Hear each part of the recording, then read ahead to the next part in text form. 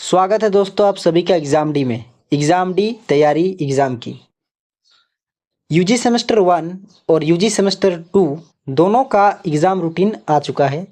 आप अगर FYUGP के यानी कि 4 ईयर अंडर ग्रेजुएट प्रोग्राम के स्टूडेंट हैं तो आपको एग्ज़ाम को लेकर सीरियस हो जाना चाहिए और अच्छे तरीके से एग्ज़ाम की तैयारी करनी चाहिए।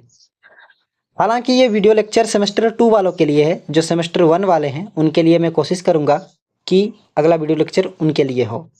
तो अभी जो मैं बताने जा रहा हूं वो सेमेस्टर 2 वालों के लिए है। अगर आप सेमेस्टर 1 के स्टूडेंट हैं तो आप इस वीडियो को स्किप कर सकते हैं और वेट कीजिए, आपके लिए भी जो है नेक्स्ट वीडियो लेक्चर आपके लिए लाया जाएगा। तो यहाँ पर जो मैं आपको बताने जा रहा हूँ, सेमेस्टर 2 वालों ध्यान से सुनिएगा। यहाँ पर जो मैं आपको बताने जा रहा हूँ वो है कंजंक्शन और इसके टाइप्स। आप लोगों ने पहले पढ़ लिया होगा, ठीक है। तो कंजंक्शन एंड इसके जो टाइप्स हैं इसको मैं अभी आपको समझाने जा रहा हूँ, ठीक है। और यहाँ पर आपको ये समझना है कि इसके जो एग्जाम्पल्स हैं, इसके जो उदाहरण हैं वो ज़्यादा मायने रखते हैं। उससे ज़्यादा सवाल आएंगे तो आपको उस पर ज़्यादा फोकस करना है।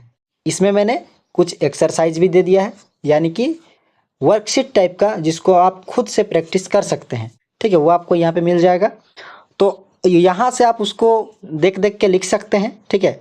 और अगर आपको इसका PDF फॉर्म चाहिए, ठीक है, अगर आप इसका PDF लेना चाहते हैं तो आप ज्वाइन होके PDF को ले सकते हैं, ठीक है।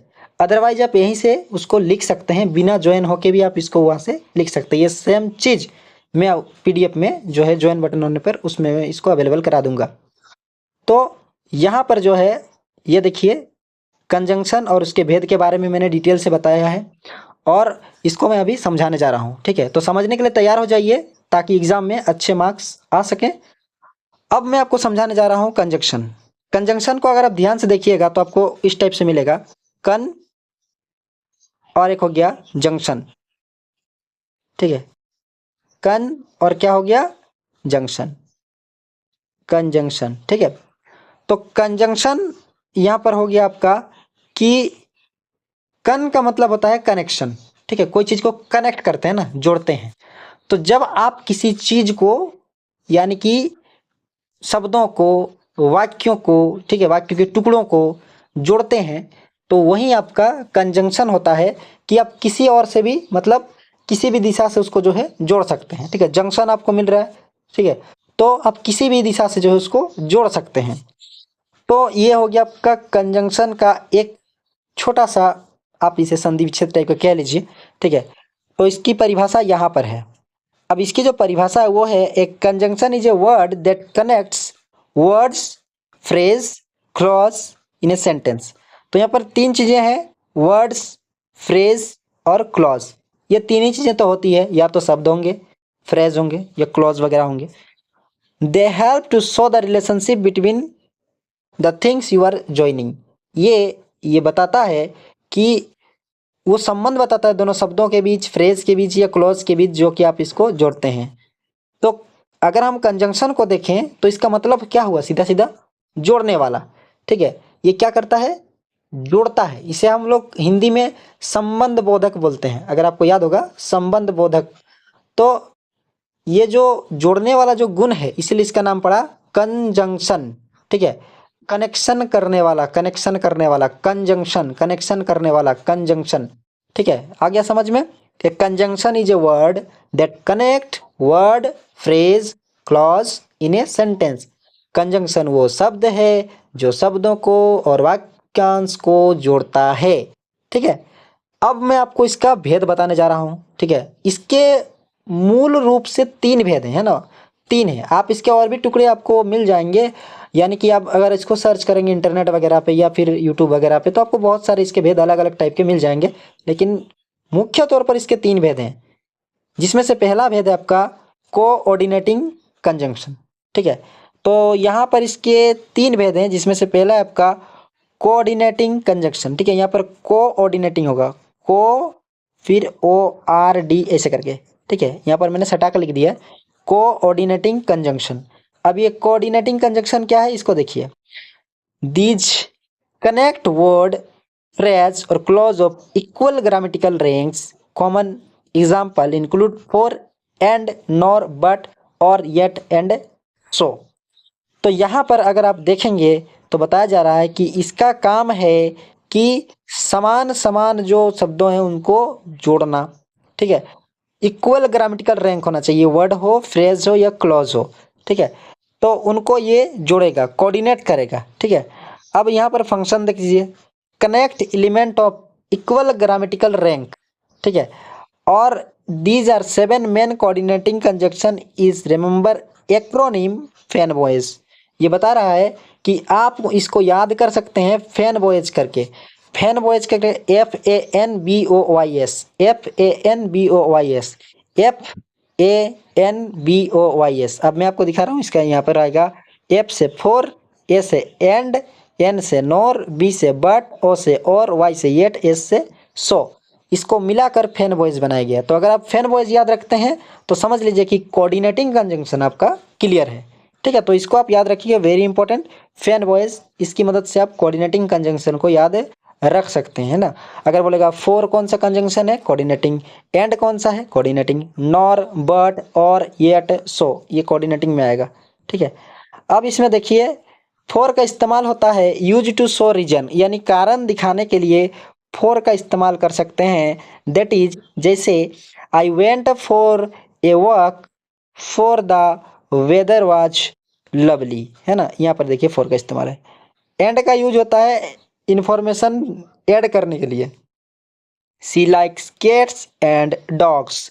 ठीक है, वो कुत्ता और बिल्ली दोनों को पसंद करती है। तो इससे क्या पता चला, इन्फॉर्मेशन। अगर हम बोलते हैं सी लाइक्स कैट्स, वो बिल्लियाँ पसंद करती है, और फिर हम लोग ने बढ़ा दिया एंड डॉग्स, और कुत्ते भी। तो एंड ने क्या किया, ऐड किया। एंड ने क्या किया, ऐड किया, इन्फॉर्मेशन को ऐड किया। नॉर का मतलब होता है negative choice, I don't like coffee nor T. ठीक है, तो यहाँ पर क्या हुआ, यहाँ पर उसने बताया कि उसका नेगेटिव चॉइस क्या है। ठीक है, बट बताता है कॉन्ट्रास्ट आइडिया, मतलब कि विपरीत संबंध बता देता है बट। ठीक है, जैसे the cake look delicious, the cake look too delicious but it taste stale. तो देखिए यहाँ पर जो बट लगा है, बट, ये क्या बता रहा है, एक तरफ बता रहा है केक दिखने में बहुत अच्छा है लेकिन इसका स्वाद ठीक नहीं।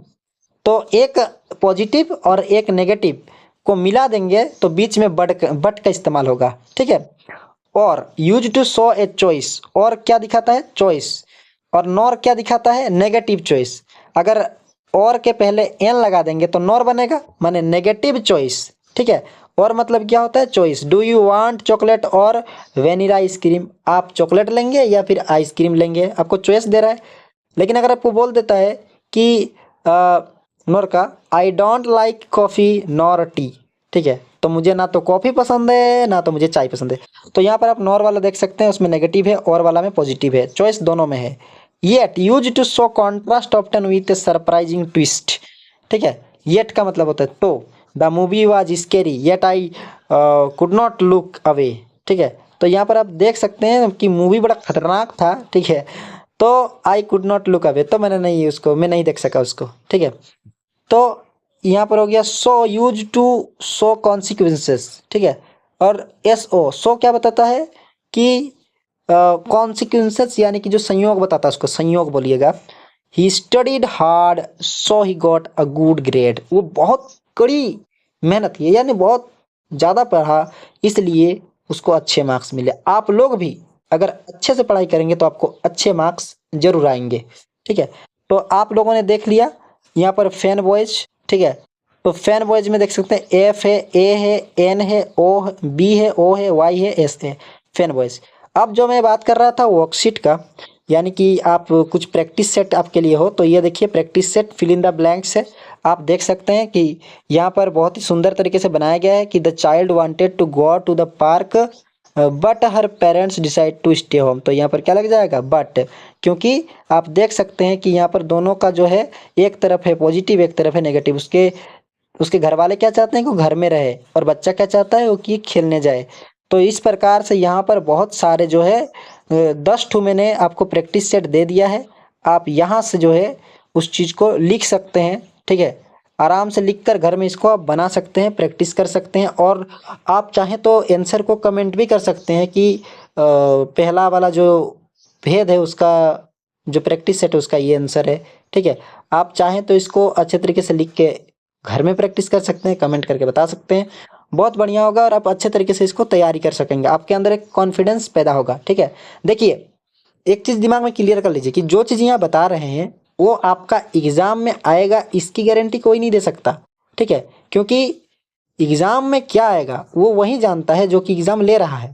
ठीक है, बाकी जो आप यहाँ पढ़ते हैं वो बस अपना कॉन्फिडेंस लेवल को बढ़ाते हैं। ठीक है, कॉन्फिडेंस लेवल को।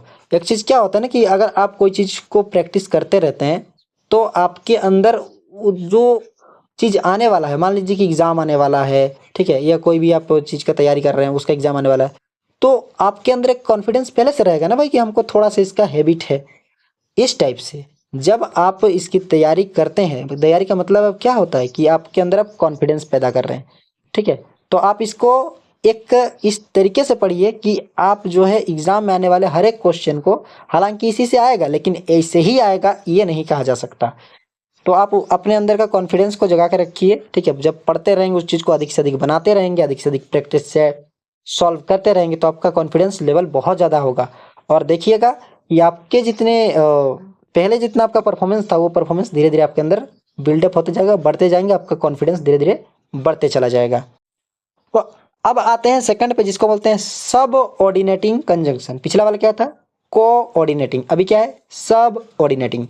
अब सब ऑर्डिनेटिंग में क्या बता रहा है? ये बता रहा है कि these connect a depend clause to an independent clause. सीधा सा बात है, डिपेंड और इंडिपेंडेंट क्लोज को ये क्या करता है? जोड़ देता है। आप ये चीज़ देखे होंगे वाक्य और उसके भेद में, है ना, आपको याद होगा मिश्रित वाक्य में जो है उपवाक्य रहता है, प्रधान वाक्य रहता है ना, एक होता है निर्भर वाक्य, एक जो है आत्मनिर्भर वाक्य। अब क्या बोलेंगे उसको?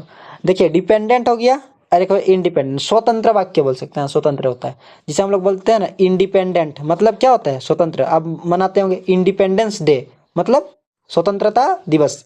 और डिपेंडेंट, डिपेंडेंट का मतलब होता है निर्भर होना। जब आप किसी पे निर्भर होते हैं तो उसको डिपेंडेंट बोलते हैं। तो वाक्य भी ऐसे बहुत सारे हैं जो कि दूसरे वाक्यों पे डिपेंड है। अरे भाई इंसान ही थोड़ी ना दूसरे पे डिपेंड है, वाक्य भी बहुत सारे ऐसे हैं जो कि दूसरे वाक्य पे डिपेंड है।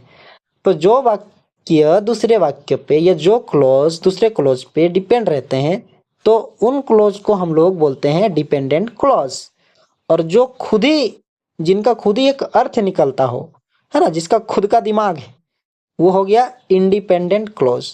जाहिर सी बात है, इसके एग्जाम्पल आप देखिएगा तो आपको समझ में आ जाएगा।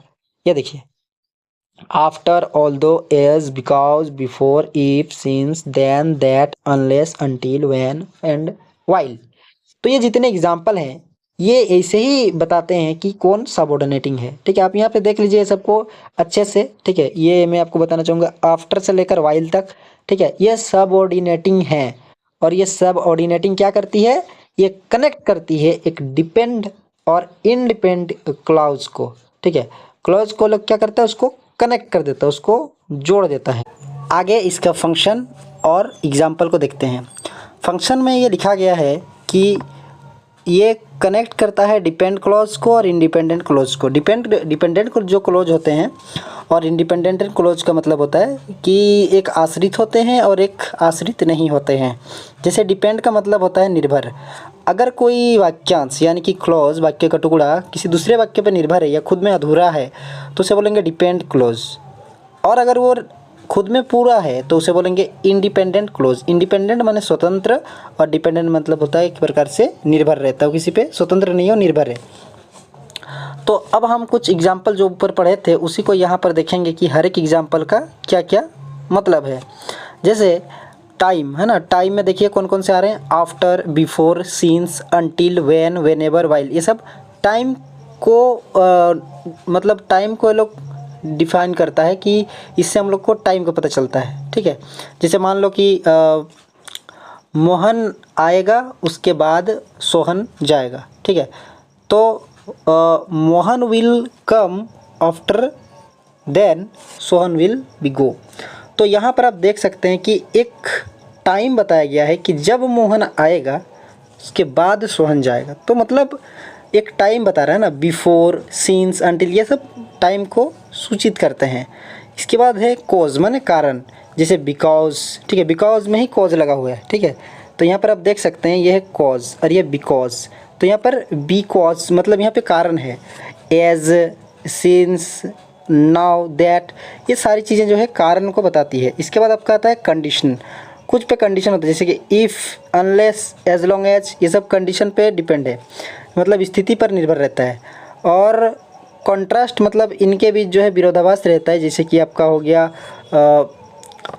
ऑल्दो, तो, इवन दो, वेरएज, ये सब। और कुछ प्लेस को बताते हैं, जैसे कि वेयर, वेरेवर आदि।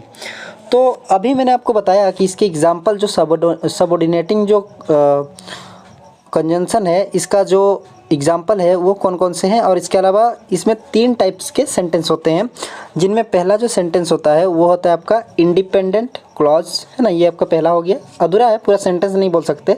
क्लॉज माने वाक्यांश होता है, टुकड़ा। डिपेंडेंट क्लॉज और एक आपका होता है कंबाइंड क्लॉज, ठीक है। तो मैं आपको एग्जाम्पल के माध्यम से यहाँ समझाने का कोशिश कर रहा हूँ। देखिए लिखा है the party went on late into the night, party देर रात तक चली। अब इसमें आपको मन में सवाल नहीं आएगा कि मतलब कि ये अधूरा है जैसा। अब देखिए नेक्स्ट डिपेंडेंट पे देखिए, because the music was so good, क्योंकि म्यूज़िक बहुत अच्छा था, क्योंकि म्यूज़िक बहुत अच्छा था। अब इसको सुन के कैसा लग रहा है कि जैसे ये कोई अधूरा वाक्य है ना।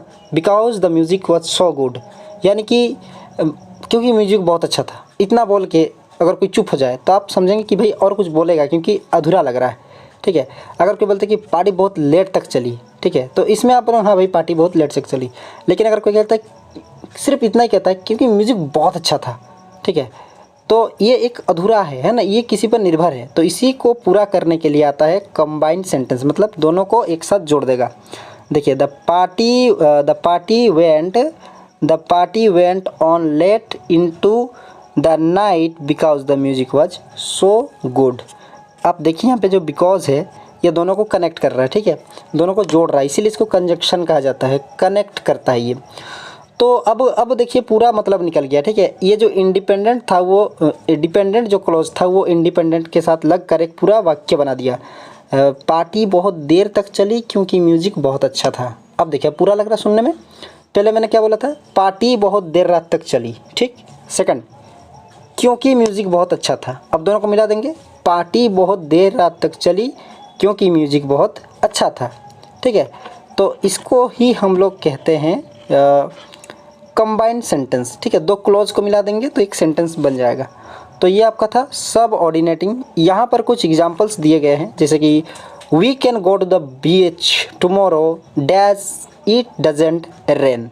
हम लोग कल बीच जाएंगे, यानी कि समुद्र किनारे जाएंगे अगर बारिश नहीं होती है तो, ठीक है। तो अगर बोल दे, कंडीशन डाल दिया, तो कंडीशन के लिए क्या डालेंगे आप, इफ़, ठीक है। इस प्रकार मैंने यहाँ पर कुछ प्रैक्टिस सेट आपको दिए हैं जो कि आपको प्रैक्टिस करना। देखिए एक होता है आपको कोई चीज़ सीखना है ना, आप लर्न कर लिए, सीख लिए। अब सेकंड होता है घर में रिवीजन करना, ठीक है। और थर्ड आपका होता है प्रैक्टिस, जो सीखे उसको पढ़े। अब खुद से जब बनाएंगे तो प्रैक्टिस होगा, इतना करेंगे तो ही आपका रिजल्ट बेहतर होगा, ठीक है। तो इसीलिए बोलते हैं कि सेल्फ स्टडी वेरी इंपॉर्टेंट है लर्निंग के बाद। ये मैं आपको कुछ यहाँ पर जो है प्रैक्टिस सेट दिया हूँ, आप इसको प्रैक्टिस कर लीजिएगा। ऑप्शन भी ब्रैकेट के अंदर ही है, आप वहाँ से आराम से ढूंढ के निकाल सकते हैं, ठीक है। उसको भरिए और भर के देखिए कि आपने कितना सही बनाया है, ठीक है। और आप चाहे तो कमेंट में भी उसका उत्तर दे सकते हैं। ये आपका प्रैक्टिस है, 10 क्वेश्चन हर एक का मैंने कोऑर्डिनेटिंग सबऑर्डिनेटिंग का दोनों का 10-10 क्वेश्चन दिया है। नेक्स्ट जो आ रहा है उसको भी, ठीक है, मैंने 10 क्वेश्चन उसके भी बनाए हैं ताकि आप लोगों को प्रैक्टिस करने का अच्छा एक जरिया मिल सके, ठीक है। और ये जो है आपको पीडीएफ में मिल जाएगा, आप ज्वाइन होकर इसको पीडीएफ में ले सकते हैं। अदरवाइज़ आप इसको जो है यहीं से लिख सकते हैं, एकदम आराम से आप इसको पोज करके लिखिए, ठीक है, और उस पर प्रैक्टिस कीजिए। अब आपका जो अंतिम कंजंक्शन है, कंजंक्शन के मैंने कितने प्रकार बताए, 3। क्या क्या, coordinating, subordinating, correlative. Coordinating, subordinating और कोरिलेटिव, ठीक। कोऑर्डिनेटिंग को कैसे याद रखेंगे, उसमें फैन बॉयज रहेगा ना, फैन बॉयज जो उसका जो है एक एक्रोनिम है ना, फैन बॉयज। और सबऑर्डिनेटिंग मैंने अभी बता दिया, जिसमें कि बिकॉज, इफ़, ये सब रहता है। अब कोरिलेटिव क्या है इसको समझिए। ये हमेशा जोड़ों में रहता है, ठीक है। ये देखिए पेयर्स मतलब क्या होता है, जोड़े, मतलब अकेला नहीं रहेगा, दो ठो रहेगा साथ साथ में।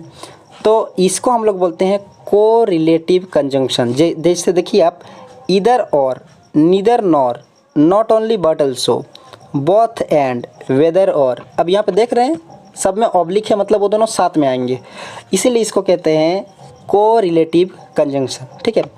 और ये जो है संबंध बताता है, दोनों मिलकर जो है एक वाक्य तैयार कर देते हैं। अब देखिए यहाँ पर सबके बारे में थोड़ा थोड़ा बताया गया है कि either or, neither nor, both and, not only but also, whether or, ठीक है। और कुछ एग्जाम्पल भी इसके दिए गए हैं, ठीक है। तो आपको यहाँ समझना है कि इनका यूज जो है वो किस आधार पे किया जाता है, ठीक है। तो आप यहाँ पे लिखा हुआ है, आप इसको देख सकते हैं कि ईदर और का यूज जो है वो दिया है सो चॉइस, ये चॉइस पर बताता है ना, चॉइस होता है। नीदर नॉर का नेगेटिव चॉइस पे आ जाता है।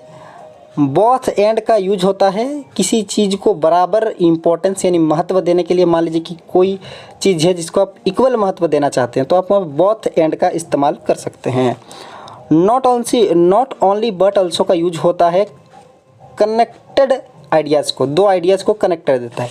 और वेदर और का होता है use to introduce alternative question. अब मैं एग्जांपल के माध्यम से समझाने का कोशिश करता हूँ। एग्जांपल है पहला आपका, she likes both cats and dogs. अब यहाँ पे देखिए बोथ एंड, उसको थोड़ा बोल्ड लेटर में आपको दिख रहा है पहला वाला में, ठीक है। मैं आपको यहाँ पे टिक करके दिखाता हूँ। ये देखिए she likes both cats and dogs. तो ये बोथ और एंड जो आ गया ना, ये क्या बता रहा है कि उसको बिल्लियाँ और कुत्ते दोनों पसंद है, उसको बिल्लियाँ और कुत्ते दोनों पसंद है। इसमें आप क्या देख सकते हैं कि दोनों को समान महत्व दिया है उसने बिल्लियाँ और कुत्तों में कोई भेदभाव नहीं किया है, उसने बिल्लियाँ और कुत्तों दोनों को समान महत्व दिया है। तो इसलिए हम कह सकते हैं कि बोथ एंड ये समान महत्व की बात करता है। उसके बाद आते हैं ईदर और। आप इस सेंटेंस को पढ़िए, he was either working late or spending time with friends, ठीक है। तो वो बहुत लेट तक काम करता है, इसके अलावा अपने दोस्तों के साथ टाइम जो है स्पेंड करता है। तो यहाँ पर आपको क्या मिल रहा है, प्रेजेंटिंग अल्टरनेटिव्स, ठीक है। अल्टरनेटिव्स को है ना, he was either working late or spending time with friends, ठीक है। या तो बहुत देर तक काम करता है या फिर दोस्तों के साथ वो क्या करता है, टाइम स्पेंड करता है, ठीक है। तो ये अल्टरनेटिव बता रहा है। और लास्ट का देखिए, whether you choose to go or stay, I will respect your decision. तो यहाँ पर वेदर और का इस्तेमाल हुआ है, ठीक है। तो वेदर और यहाँ पर देखिए कह रहा है कि तुम जा भी सकते हो या रुक भी सकते हो, तुम्हारी इच्छा है, मैं दोनों का रिस्पेक्ट करता हूँ। तो यहाँ पर आप देख सकते हैं connect to independent clause presenting option, ठीक है। यहाँ पर ऑप्शन बताया जा रहा है, टू इंडिपेंडेंट क्लोज है, आप जा भी सकते हैं, रह भी सकते हैं, दोनों को वो क्या बता दिया कि उसकी इच्छा पे उसको छोड़ दिया है। तो यहाँ पर जो है कुछ के उदाहरण यहाँ पे दिए गए हैं। अब यहाँ पर आता है प्रैक्टिस सेट, जैसे कि she can't decide dash to go swimming dash go hiking this afternoon, ठीक है। तो यहाँ पर क्या लगेगा कि वो डिसाइड नहीं कर पा रही है कि स्विमिंग करे कि हाइकिंग के लिए जाए।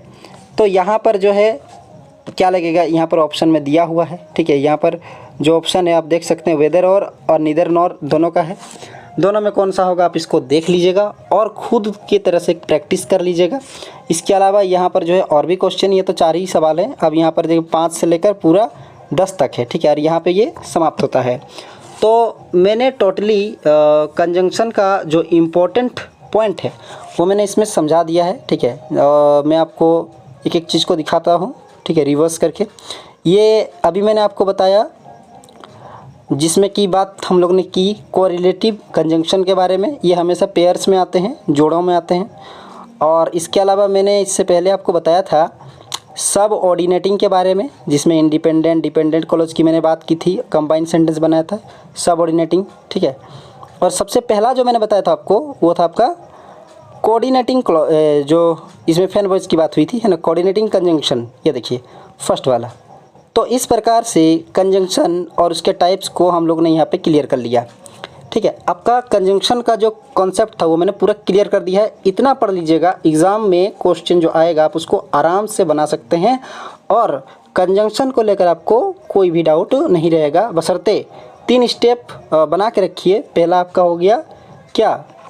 पहला चीज़ वीडियो लेक्चर को पूरा देखना, सेकंड चीज़ इसका घर में रिवीजन करना, इसके अलावा थर्ड चीज़ जो क्वेश्चन मैंने दिया है उसका प्रैक्टिस करना। अगर आप ये तीनों नियम को फॉलो करते हैं तो आपके मार्क्स जो हैं वो बहुत अच्छे आएंगे और आपको भी अपना मार्क्स देख के एक सेटिस्फेक्शन मिलेगा कि भाई मैंने जो मेहनत किया था उसका फल मिला है। ठीक है, तो मेहनत कीजिए। ठीक है, और देखते हैं नेक्स्ट अगला जो है वीडियो लेक्चर है वो इंग्लिश ग्रामर पे लाते हैं या फिर और एक तो आपका है पर्सनालिटी डेवलपमेंट वाला, उस पर लाते हैं। ठीक है, आप कमेंट कर दीजिएगा। ठीक है, दोनों में से क्या चाहिए आपको, इंग्लिश ग्रामर वाला चाहिए या पर्सनालिटी डेवलपमेंट वाला चाहिए, उस पर जो है नेक्स्ट वीडियो तैयार करेंगे। ठीक है, और फर्स्ट सेमेस्टर वालों के लिए भी अब जो है बहुत जल्द वीडियो को लाने का कोशिश करेंगे।